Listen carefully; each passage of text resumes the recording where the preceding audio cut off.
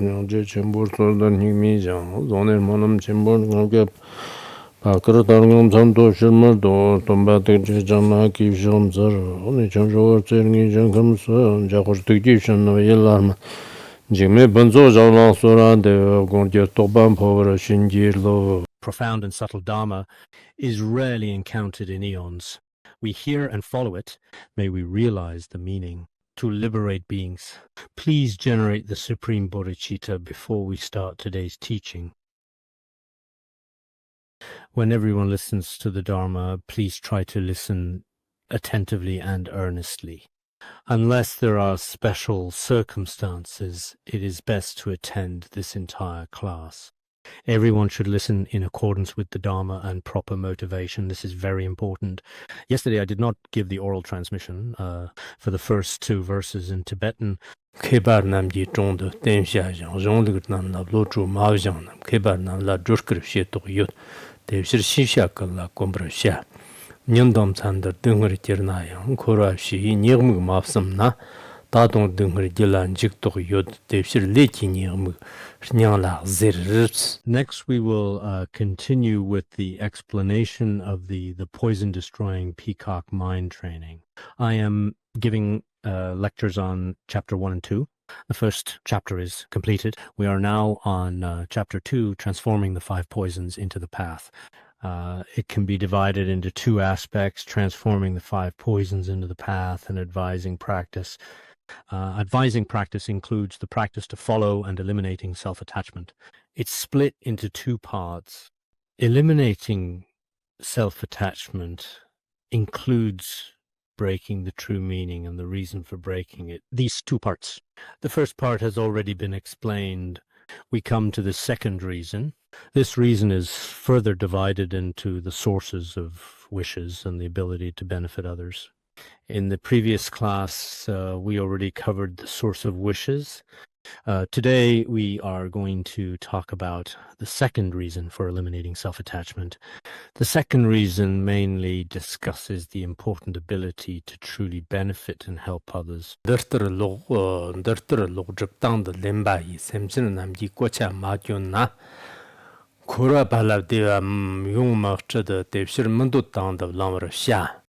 If the sentient beings don't put on the armor of embracing adversities, happiness in samsara is ultimately unattainable, so we should accept all misfortunes. This verse talks, when eliminating self-attachment, we perform the acts to benefit others. When practicing altruism, we have to accept many things, including some actions that we are unwilling to accept. If you don't do this, beings will not attain happiness, and your own practice simply will not succeed either. To be specific, in our practice of Mahayana Buddhism, or in the process of eliminating self-attachment, things will not always go smoothly. There will definitely be all kinds of adverse conditions, including others' ingratitude, who start creating obstacles, committing wrongful acts, slander, defamation, or harm, or actions that are completely at odds with your own mind. When such undesirable conditions happen, whether it's you or other beings, if you do not have the armor of Mahayana patience, serving as your reliable protective wheel, always there to shield you, if you lack this, haven't donned armor, it is just like a soldier going onto the battlefield. If he has absolutely no protective equipment or gear whatsoever, he will definitely be harmed. That's true. Following the same logic, we sentient beings, while benefiting others, if we ourselves do not benefit others, or consciously practice patience, or bravely endure the suffering, if we do not have this resolve, it is impossible for the ignorant sentient beings to find happiness in samsara. Why do beings endlessly suffer? The main source is, in fact, actually self-attachment. Without the realization of emptiness, not realizing emptiness, then both oneself and others, without exception, will experience a great deal of suffering and hardship.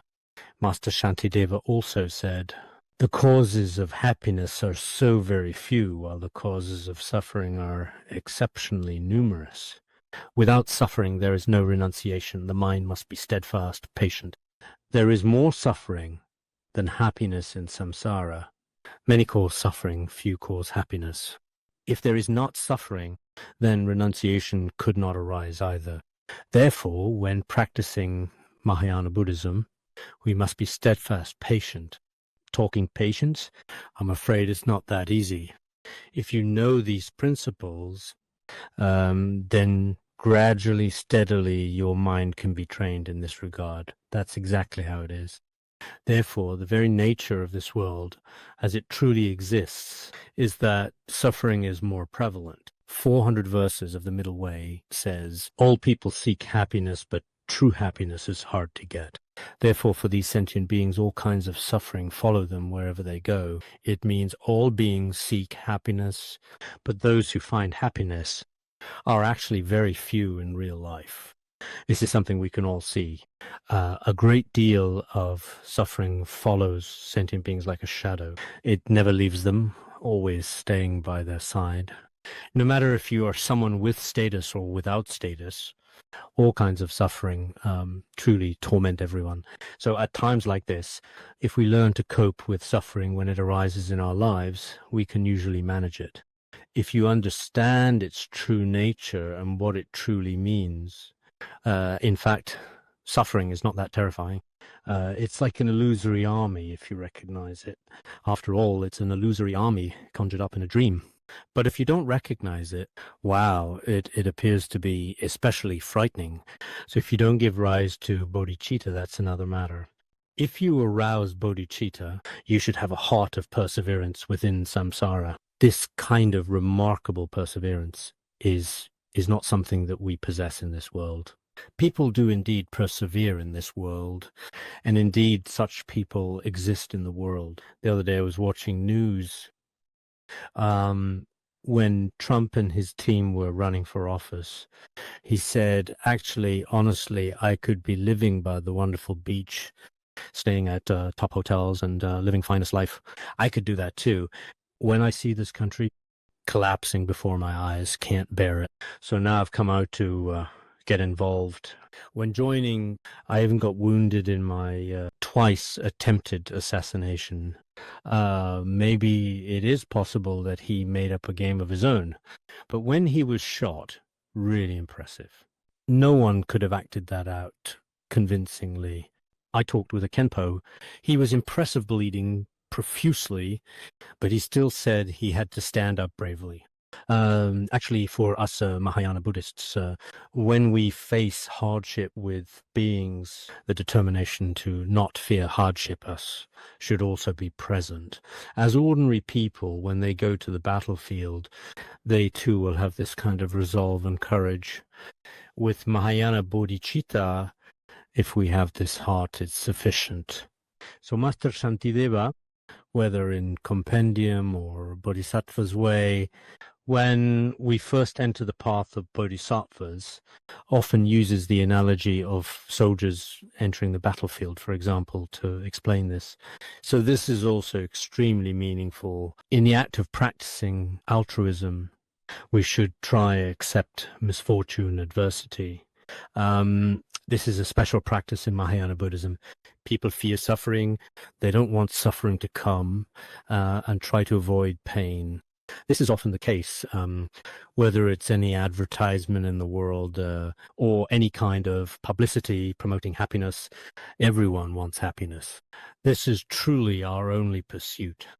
But from another perspective, Mahayana Buddhism says it is not particularly afraid of samsara. Not being afraid of samsara is important. 너는 타바침불 남들레 땀bar 남기 hlabarabshavi chu hwawor namgin jigbarabshavarte leoni batugupzlen yin.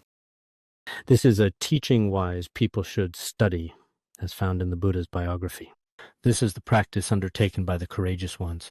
I translated it as on entry to practice, or perhaps it's better to say the practice is undertaken.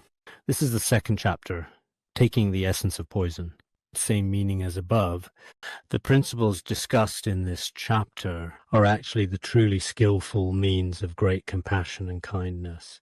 The Buddha Shakyamuni, who possessed boundless wisdom, demonstrated these in the stories on his causal ground. This includes how he accepted suffering in the past, and afflictions became the path. Therefore, as followers of Buddha and as wise people, it is important for us to make a consistent effort to practice and study this Dharma regularly. Recently, I mentioned this author that he was an author 1,000 years ago. He wasn't that famous, but he maintained bodhicitta within his continuum, within his mind stream. When later generations study this, it feels just very vivid and very relevant. It's just like an author based on our current state of mind at this moment. So sometimes we can also reflect hundreds of years ago or decades ago, poetry or songs written then, or literature in political economic, such powerful works are rare today. So here it is mentioned, as wise people, future generations should learn. Moreover, as warriors, we must certainly uphold this Dharma. For bodhisattva warriors, those who have generated bodhicitta, Dharma upheld. This is the essence of subduing 5 poisons in chapter 2. That is its remedy. If we can master this method properly, we avoid taint from 5 poisons, making them the path, and our own steady practice will make even greater progress. Chapter 3 is also split into the initial meaning, the true meaning, and the concluding meaning. The initial includes the chapter title and homage. The chapter title explains here that the main meaning of this chapter is actual practice, or summary of actual practice. Its subtitle is The Peacocks Roaming Through the Jungle of Virulent Poison. Each chapter is adorned with such a description.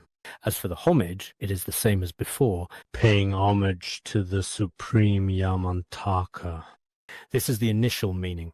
The true meaning of the practice includes the stages of practice and the various merits of practice, split into 2 sections. The stages of practice and the merits of practice. Practice stages are divided into preliminary, main, and concluding practice. These are the 3 aspects of practice.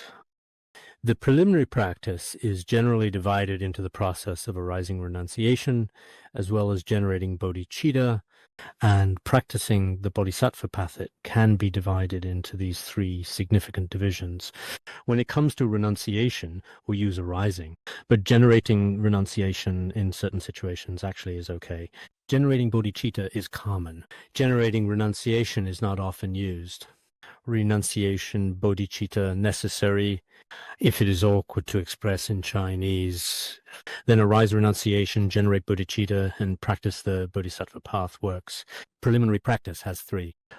First, we begin with the first section, which is arising renunciation. Zandig naxar mafshar gewaji jipsin xinje sela shamtsar lo lordan ganga nyamtsin tichig de korab shedang guji yonnam la ftag shang xiape shinda chakjerne sosur tarwi domba langde zhong.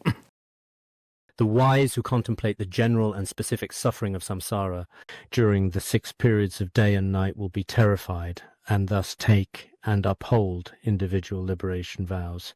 The literal meaning is quite easy for everyone to understand, but for a practitioner, he needs actual practice. Without actual practice, just speaking theoretically, then we just simply become worldly lecturers. If you only listen theoretically, then you are merely worldly listeners. This brings little benefit to your own mind stream. Our Dharma is unlike worldly teachings. Worldly teachings simply need to understand, but Dharma needs not only understanding, but also truly, completely taming and gently mastering your own mind. There must be a specific method of practice. So in the first chapter, we talked about the story of Buddha Shakyamuni. The second chapter covered obstacles, mainly how to deal with afflictive emotions. The third chapter is on actual practice. In the preliminaries, as a devoted Mahayana Buddhist, you need renunciation and individual liberation vows as the foundation. What does this look like? As a wise and thoughtful person or a practitioner, day and night, during 6 periods, 3 times by day and 3 times by night practice, what should you practice? First, you need to contemplate the general suffering of samsara and some other specific suffering of samsara. General and specific suffering. The general suffering, everyone knows that all of samsara, the 3 realms of samsara are like fire, no happiness. Suffering exists everywhere by nature. The source of suffering and so on, in this context, this is the meaning currently being explained in detail. As for the specific suffering, the suffering of heat and cold in the hell realms, the suffering of hunger in the hungry ghost realm, suffering in the animal realm, the suffering of aging, death, and illness in the human realm, the suffering of death and falling from the heavenly realms, suffering of asura warfare. Each of the 6 realms has its own immense suffering. Moreover, each of these sufferings, just as described in the letter to a friend, if you truly contemplate them in your heart, they make your hair stand on end. They are terrifying with dread. Some people, on mention of samsara's suffering, don't really feel anything at all. In fact, this should be considered rather pitiable, because perhaps they have not properly studying Buddhism isn't successful, which means studying Buddhism does not necessarily mean success. Just like in a Buddhist tradition, when we talk about samsara, some aspects seem hard to believe. For example, Zen Master Chuo of the Zen school once famously said, 3 evil paths, easy in, hard out. Among the 3 lower realms, it is easy to fall in committing a little negative karma, but it is very difficult to get out. Since the 7 Buddhas still ants, even after 80,000 kalpas, they have not escaped the body of a pigeon. When 7 Buddhas appeared, the ants, whose beings were not freed from animal bodies. It's frightening so many thousands of years in the time of the 7 Buddhas. And even after 80,000 kalpas, some still have not, even now, ever left the body of a pigeon. When the Buddha appeared, he often told the monks this happened due to previous negative karma. They remain trapped in samsara. So it's because that is too inconceivable that some of us do not believe it. But even if they don't believe it, that's the reality. Just like the immense suffering in worldly prisons, or what happened in human history, for example, on the African continent or in various other places, the devastation of human life caused by war is truly terrifying, but it's history yet, you must acknowledge it. So the suffering of samsara is just like this. Because of this, when you think of samsara's suffering, you develop a sense of fear, a sense of dread. If you have this feeling, you want to arise renunciation. Renunciation means escaping 3 realms of samsara. If you don't seek it, if you think, our world is especially joyful, all here is wonderful, my family is especially happy, no need for renunciation, I can just study Buddhism a bit, then you currently lack causes and conditions for liberation. If your mind does not renounce, then your body cannot either. So Buddhas and Bodhisattvas cannot drag you to forcibly and deliberately pull you there. That's why we need renunciation. We must have a mind that seeks liberation from samsara. Once you have this, you can take any of 7 liberation vows. Any one of them works perfectly. Bhikshu, Bhikshuni, Shramanera, Sikh Samana, lay practitioner, lay people can keep different precepts. You must take at least 1 precept, gaining individual liberation vows. Once you have this, you can begin your practice on this basis, which should bring success. So as practitioners, many of us nowadays don't value the mind of renunciation. This is a bit of a pity. Many practitioners say, I have no spiritual experiences. I can't see the deity. But seeing deity is not so important. As I said, lack emptiness and compassion, then even if you display miraculous power, it doesn't mean much.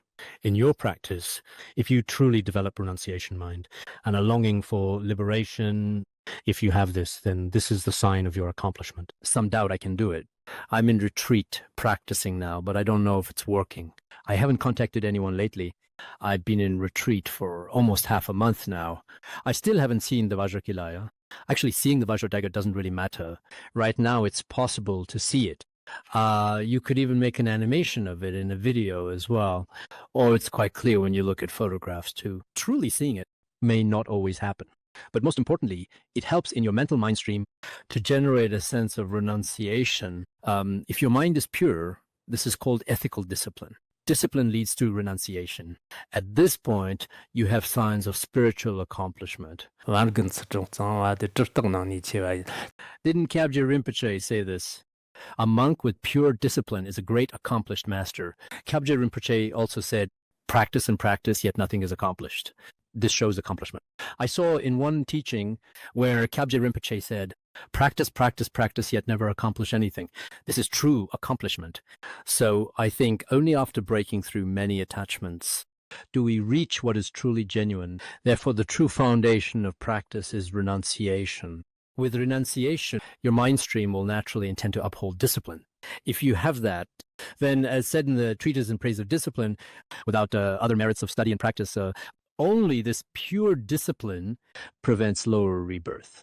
As Compendium of all Dharma Sutra states, when a person dies, discipline alone remains as companion. If at the time of death, discipline alone is your companion, all other worldly wealth and possessions cannot follow. As the King of Teachings Sutra says, King, you have many attendants, but when the time comes to depart, you can take nothing with you. Nothing else can accompany us. But with renunciation and pure discipline, you will definitely achieve remarkable success in spiritual practice always. This first section discusses renunciation. Second, we will discuss and learn generate bodhicitta. Once the commitment to your own emancipation is firm and you have recognized that all living beings have been your parents, you should, for their sake, generate the attitudes of aspiration and engagement until you attain enlightenment. As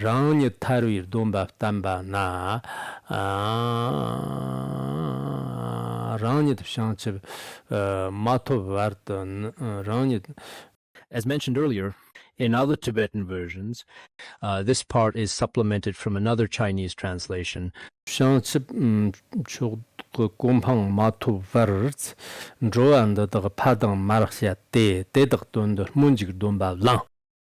That is to say, in our own mind stream, the individual liberation vows mentioned earlier, whether you are lay or ordained, once these precepts become stable, and you're no longer afraid of transgression, basically able to uphold pure discipline in this very life, at such times you must take the bodhisattva vows as well. When taking bodhisattva vows, you aspire, before attaining enlightenment, I vow for all sentient beings everywhere, all of whom have been my parents before, just like our current parents who've cared for me with kindness. Therefore, now I must liberate them. They are all trapped in samsara, so I generate aspirational and engaged bodhicitta and begin to truly benefit them through actual conduct. This is the sequence of our practice as we proceed through our spiritual development. You have individual liberation vows, or the foundation of renunciation, then begin generating bodhicitta. When generating bodhicitta, you must remember that before attaining Buddhahood, in every lifetime I must benefit sentient beings. To help beings, all sentient beings in the world are my parents. When Atisha came to Tibet, seeing any sentient being, he would say, my old mother. At that time, some people didn't understand why such a great scholar would see everything and say, my mother, my mother. But in fact, those who truly possess bodhicitta in their mind stream and don't just say mother sentient beings or beings are so pitiful. It's not like that. They genuinely see every sentient being as their own parents. If that is the case, then in actual conduct, they will surely benefit them and won't cause harm, unlike worldly people today, who, for their own benefit, kill and harm a lot of people and without feeling anything at all. Such behavior is frightening. Of course, Eastern and Western cultures are completely different.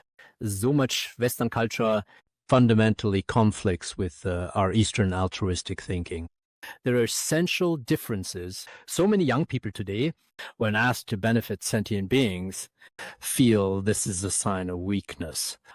They think it's frightening. If none of us cared about ourselves and only helped others, what meaning would there be in living in this world? This is understandable for an egotist or someone who has never known and developed even renunciation. If someone is purely worldly, they have their own way of living. This is like what worldly treatises and proverbs describe. From ordinary people's perspective, an enemy is an enemy, loved ones are loved ones. There should be clear distinctions between friend and foe, love and hate. This is also a worldly rule. But in Mahayana Buddhism, the level is completely different, absolutely different. It's not on the same level, not on the same line. So for some worldly people, perhaps their conduct has never been elevated and developed and has always remained mundane on the original line of self-protection and safety. In that case, benefiting beings or our altruistic behavior is incomprehensible, which is also understandable. So here it talks about generating bodhicitta. We've discussed bodhicitta many times. I won't elaborate here.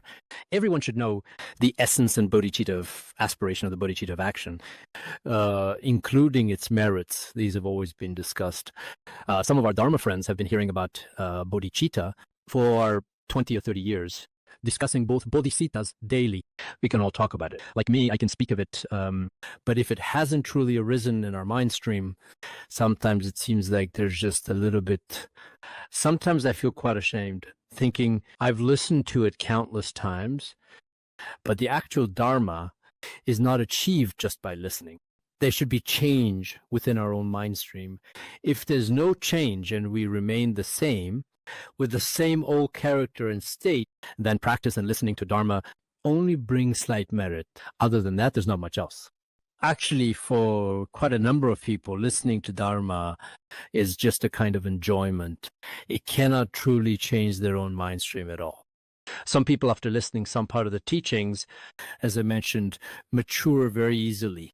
With just a little guidance, they very quickly, especially those with precious karmic connections to Buddha from past lives, with just a slight pull, they are immediately liberated. Some people, the more they listen, the deeper they inevitably sink. It's like on some great grasslands, horses and cattle stuck in mire. If they sink down, the more they struggle, the deeper they go. In the end, you can only see a bit of their heads, and then even their heads slowly disappear. So there's also such a group.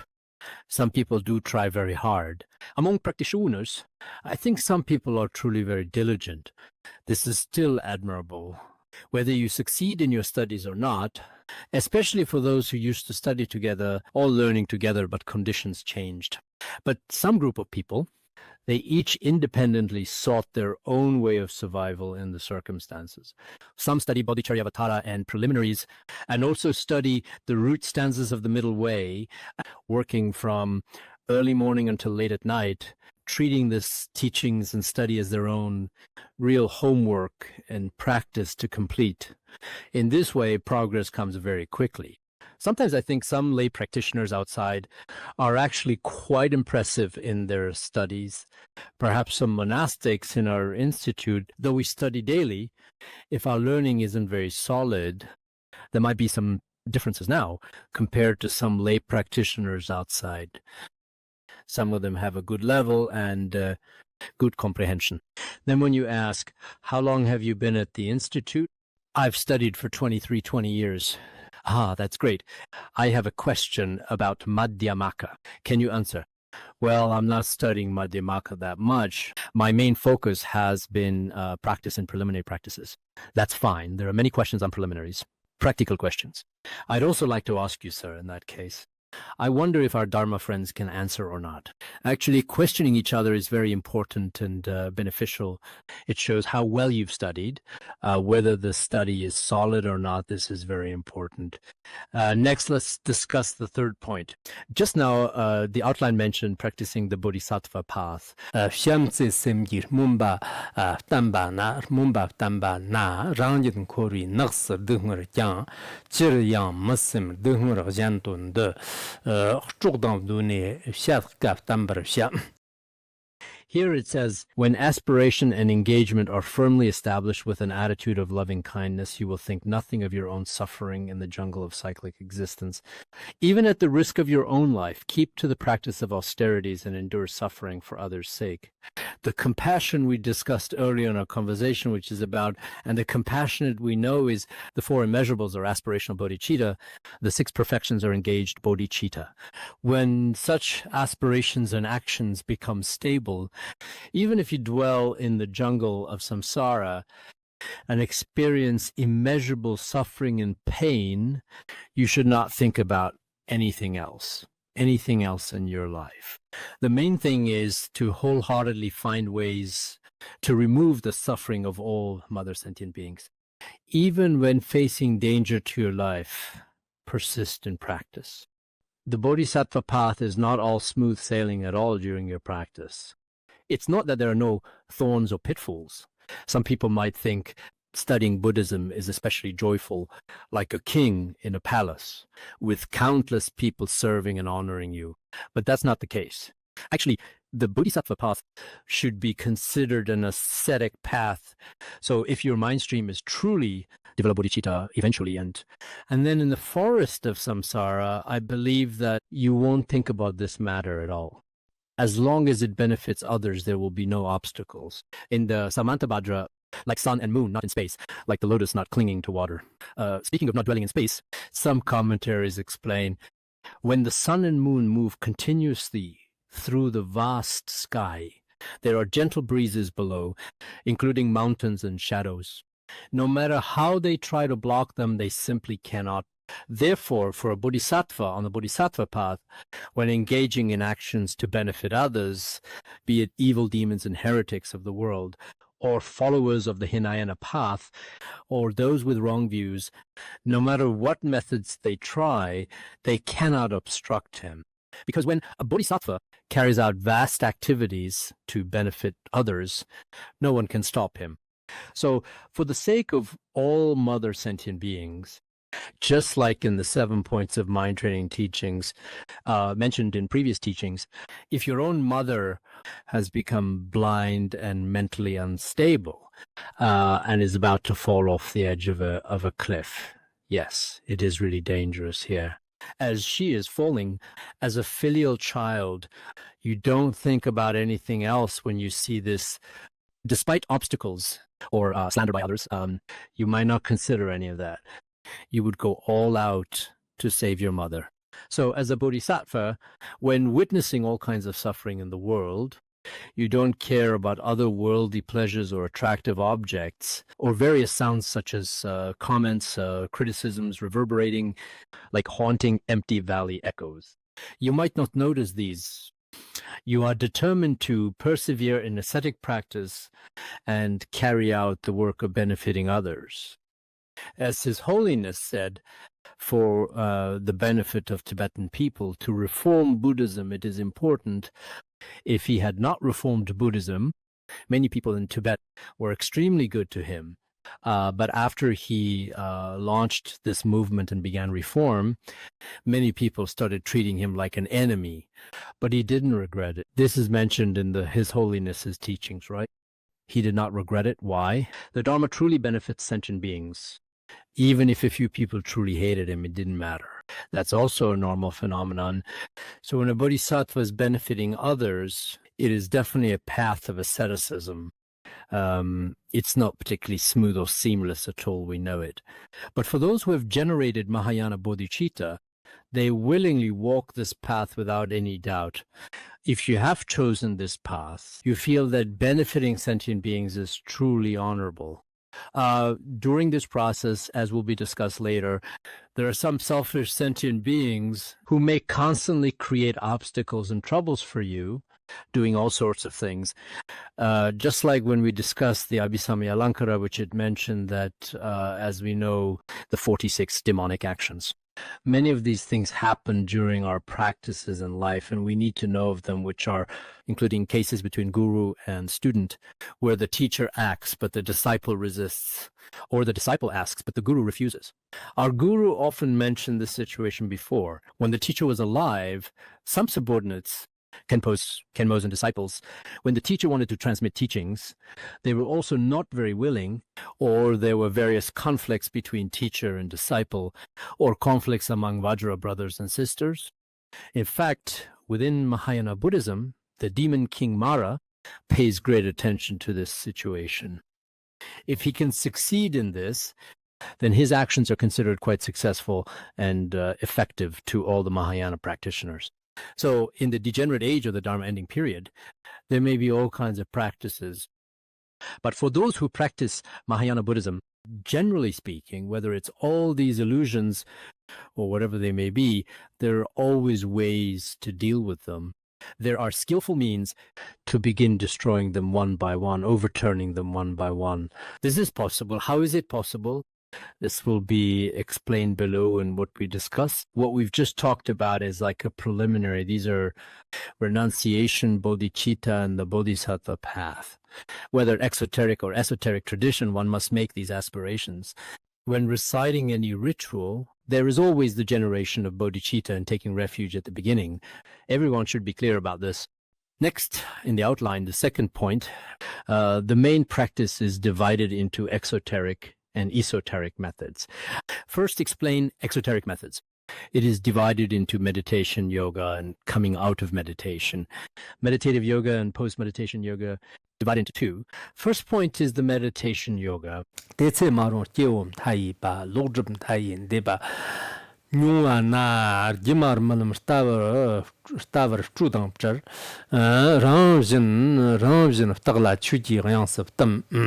you experience vast numbers of malevolent persons and their infinite ingratitude, you should examine their true nature, which is free from discursive proliferation like a dream or an illusion, and contemplate the ultimate reality.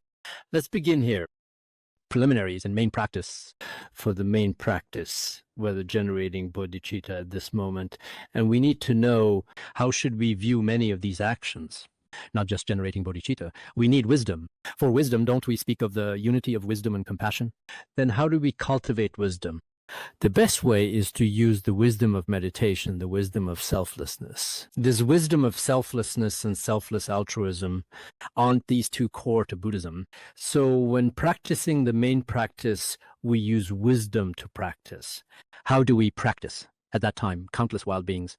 When we practice the Mahayana path, there are countless wild beings who engage in all sorts of distortions of truth, delusions, and wrongdoings, creating obstacles, acting in opposition, and all kinds of behaviors. Moreover, these actions are countless and endless. There are so many. There are many such wild beings, and their behaviors are extremely diverse as well. Remember that Mipham Rinpoche mentioned this in treatise on the modes of a ruler. Those whose nature is like venomous serpents, beings with evil and savage dispositions, are numerous in this degenerate age. Who could eliminate them all? In times of degeneration, beings whose nature is like evil poisonous snakes, such extremely vicious and savage beings are especially numerous in degenerate times. Perhaps in some Buddhist communities, I always feel that our Buddhist community is relatively pure and clean by comparison. In speech and actions, they are relatively better. But that doesn't mean they are completely faultless. Every social group has its problems. Within these Buddhist communities, some just generated bodhicitta and just become monastics and ordained for 10 or 20 years. But 10 or 20 years in life isn't actually that long. If someone ordained from a young age, if I became a monk at age 7 and lived until 80, that would be good. That would count as a long monastic life. But if that's not the case, many negative intentions and habitual tendencies remain. So as sentient beings in this degenerate age, our characters are truly very bad. Think about it. Do poisonous snakes have good temperaments? Very rarely. There are many such beings. Moreover, the obstacles they create are all sorts, varied and diverse. At this time, we practice through meditation yoga. How do we practice in our daily lives practically? All appears, but lacks inherent existence, see nothing is real. It looks like enemies or their malice are real, but in fact, in terms of appearances, conventionally they are like dreams and illusions. Ultimately, all conceptual elaborations are transcended. We use our own wisdom to carefully analyze and observe, and ultimately all these natures dissolve into the Dharma Dhatu. During meditation, when concentration becomes strong, that's exactly it indeed. The states of realization I have now attained are the same, because they are sustained by emptiness.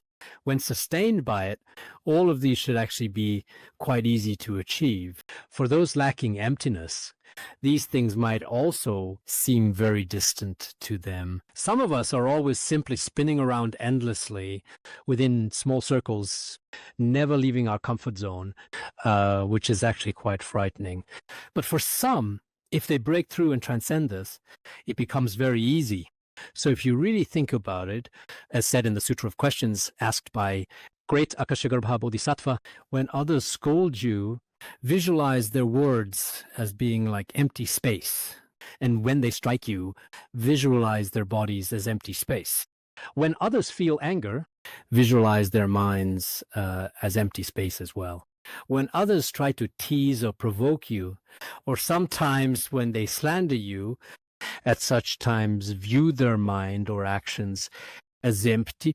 Didn't I mention this before? If we pray to Akasagarbha Bodhisattva, realizing emptiness becomes truly remarkable. So like the 4 practices of Shramana, whenever we encounter various situations, if you truly contemplate with the view of emptiness, wow, then nothing will feel like a big deal. That's exactly how it is. No foes, neither observer nor observed, neither anger nor praise. As the Lankavatara Sutra states, practitioner observes all phenomena as selfless, abiding formless, all rest. It says that as a practitioner, when observing all phenomena, their nature is ungraspable, free from elaborations. You abide in a state of formlessness completely. Then the mind, weary from samsara's experiences, gradually finds rest.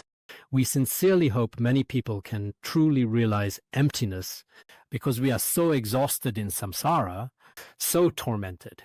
Some things simply do not truly exist, yet we become especially attached to them.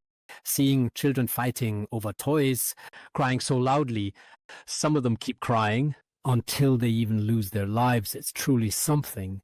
But though the elderly understand, understanding brings no solution, and it's impossible to enter the children's world to save them. Sometimes there's simply nothing to be done. So in this world, when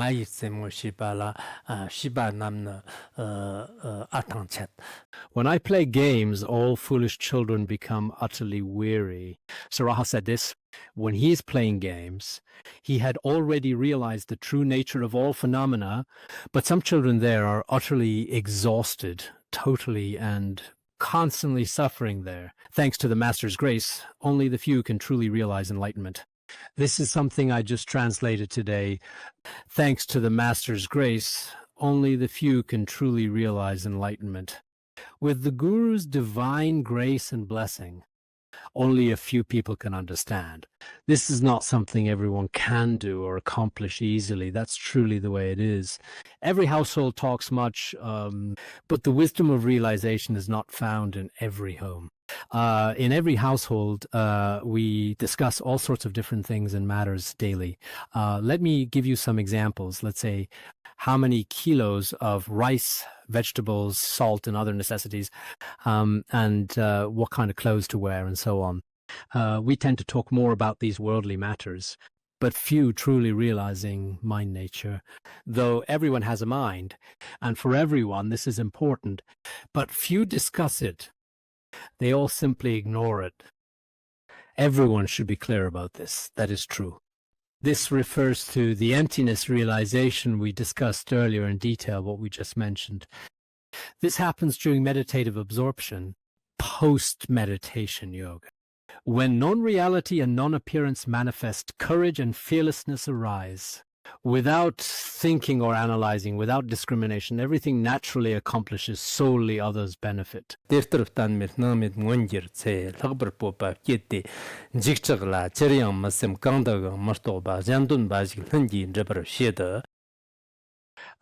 we enter samadhi and have such realization in post-meditation non-reality and non-appearance, all enemies and savage beings are of no consequence.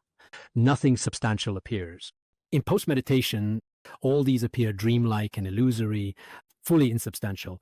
At this time, for your practice and your direct insight, confidence grows even stronger. You have courage and are without fear, dwelling in samsara fearlessly. Just as said in the Great Treasure Heap Sutra, empty phenomena, no fear. Remember this, in empty appearances there is no fear. If you realize the Dharma of emptiness, there is no fear in emptiness. There is nothing to contemplate, nothing to worry. There are no more discriminations. Benefiting sentient beings happens naturally. The act of benefiting sentient beings becomes very easy indeed. Such bodhisattvas indeed have no concerns.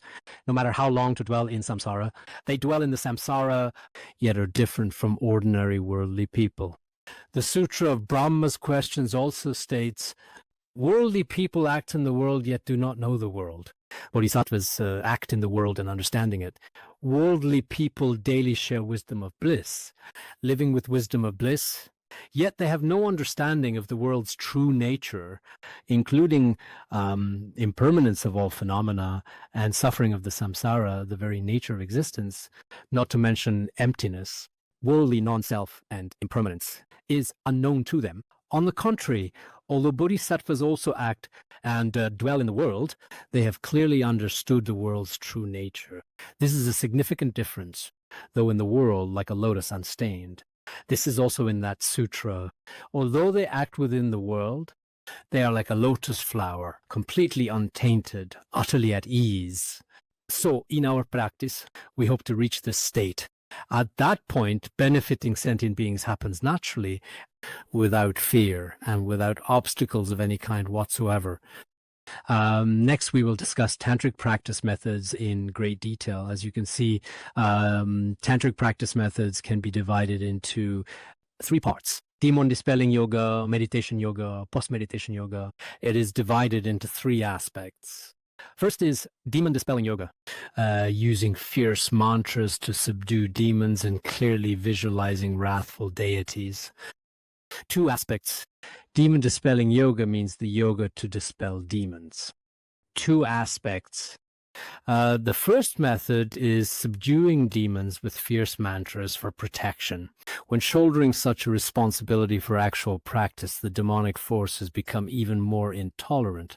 When obstacles gather like thick clouds, rely on the wind of mantras to clear them away, revealing a clear sky. Because earlier we discussed esoteric practice. If meditating exoterically with difficulties, then there may also be some special esoteric skillful means, preliminary and main practice. In the preliminary stage, we need to eliminate adverse conditions. This is very important. When we shoulder such a responsibility to benefit others, when practicing such methods for sentient beings with such responsibility, the demonic forces likely become increasingly displeased with our progress. In the Sutra of Wise and Foolish, there was an occasion when an arhat was giving a teaching, and while teaching, a demon king became quite upset about it. If people listened to the arhat's teachings, many would attain realization. So the demon king was very upset and made them feel sleepy or caused their minds to become distracted. And when some people were particularly attentive, he appeared in class, manifesting as a majestic 6-tusked white elephant. It ran back and forth. So many of the people listening to the teaching kept watching it, not concentrating. He felt his magical powers had succeeded. At this time, the arhat used his powers and knew. After realizing this, he deliberately went to a spot near the Demon King where there was a dog's corpse lying on the ground, a dog's corpse, completely lifeless, and transformed it into a particularly beautiful flower garland. When Mara saw it, he saw that this flower garland was so beautiful, so he put it on his head. But as soon as he wore it, its true nature was revealed. The Demon King couldn't take it off. He pleaded with the Arhat, vowing not to obstruct Dharma. Mara often manifests during our Dharma studies, drowsiness, complaints about lengthy sessions, mental afflictions, and sometimes inability to focus. Especially now with home study instead of hall attendance, some don't learn at all. That's also a kind of freedom, I suppose. Perhaps in the future, I should only transmit the Dharma to those willing to listen, developing an appreciation for its rarity. This might be better. When truly practicing Mahayana Buddhism, the Demon King becomes increasingly intolerant and grows jealous, then creates obstacles like dark clouds gathering. He creates a lot of obstacles, using various means to make your mind develop all kinds of wrong views, or causing you to fall ill in the process. Diligent practitioners often face demonic obstacles. At such times, we as practitioners should rely on certain mantras. In the Heart Sutra, for example, it says paramita is the supreme mantra, the unequaled mantra. Or, as we do now, reciting the Vajrakilaya mantra. Using these mantras, all of the demonic forces just mentioned are swept away by the wind of mantras and completely vanish into the clear, open sky. Some Dharma friends ask, given that I am studying Madhyamaka with a demanding curriculum, why recite so many Vajrakila mantras? But as for practitioners, these kinds of mantras are also very important. The first Dujom Rinpoche, when he was 14, once his deity told him that his uncle and a monk, they must practice the Vajrakilaya mantra. Otherwise, if obstacles arise, they will die. Then Rinpoche told them this, but they wouldn't listen. Later, it turned out they died in an epidemic. So some mantras are truly very important for our protection. I also mentioned before Dujom Rinpoche himself, when he was 14 years old, and he said there was a person who wanted to take him to a place. When he was about to go, a red-black man, it should have been the red-black Senpa Dharma protector. He told him, "You must not go. Visualize wrathful Padmasambhava." Then he taught him carefully. That mantra differs from what we use in His Holiness's rituals. He told him this, and later he removed obstacles of that year. Otherwise, if he had gone, it could have been very dangerous. He might not have lived to 60. So everyone in spiritual practice will encounter these. That's why our group practice this time is actually very necessary and important. That's exactly right. Although some of us may probably not practice that well, but no matter what, we must complete the required number. In Journey to the West, His Holiness taught a simple Vajrakilaya practice at Rockies. I don't know if you watched it later. If not, no matter how much I wear out my voice talking, if someone just let it go in one ear and out the other, it won't benefit you much. It's just that we've gotten used to it. It's nothing more than me talking on, and you eat and drink while listen absent-mindedly. Like in the 1970s, when many farmers in the past would put an old radio in the fields, and then with that beat-up radio, they would do farm work while listening to the news and broadcasts. Some Dharma friends nowadays behave this way, neither reading the text nor listening carefully.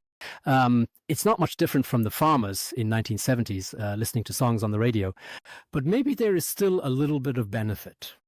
I truly hope everyone will treasure this opportunity to receive Dharma. I've been working to teach you remotely while I'm away, so you can receive teachings from home. For both of us, this is an excellent skillful means.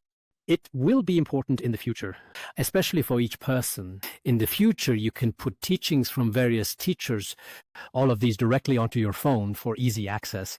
That way, wherever you go, whether you're eating, walking, or riding in a car, if you listen to teachings at these times, you will gradually transform your mind stream. You won't become a different person in just one day. That's not realistic. As for myself, even when I'm doing physical therapy or handling miscellaneous tasks, even if it's just half an hour, to make use of that half an hour, I listen to His Holiness's teachings or recitations. I try my best to make use of my time and not waste it. Since time is really valuable, if we waste it, it will pass by in a flash. So everyone really should either recite mantras or receive lineage masters mantras transmission or recite Vajrakilaya mantra as many as possible. This is very important. Vajrakilaya, we call it Kila. Kila in Tibetan means purba. The true meaning of purba, pur is Dharma dhatu, ba is wisdom.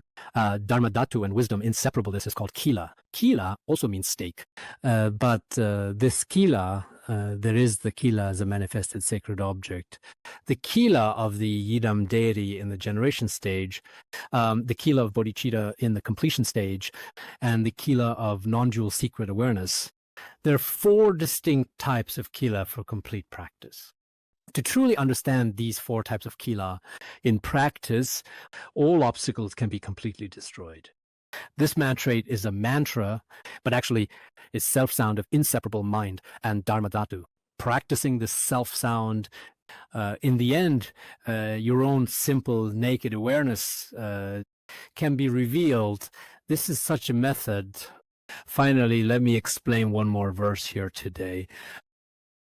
It seems we can probably end here for today's teaching session. Yes, that's all for today.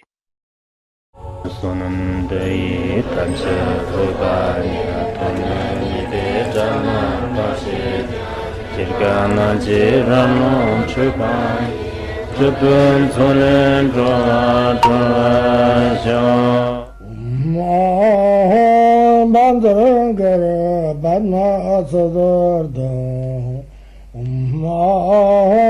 Bandangara Badma Sodargye Bandangara Badma Sodargye